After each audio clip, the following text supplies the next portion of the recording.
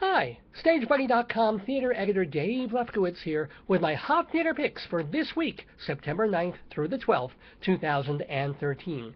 At New York Theater Workshop, they've got a very intriguing biographical play, and it's called Fetch Clay, Make Man. Now, the Clay refers to Cassius Clay, which was the early name of the man who would become Muhammad Ali. Now, of all the friendships that Ali had, perhaps the most surprising was with an actor named Lincoln Perry.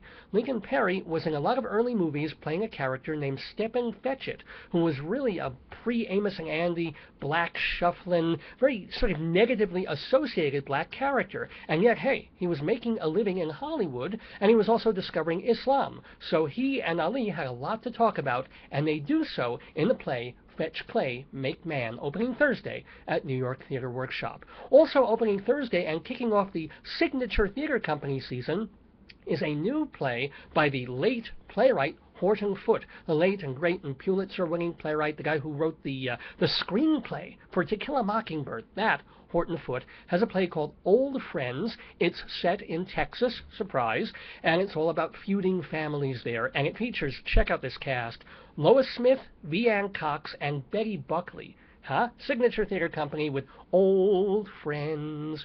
Okay.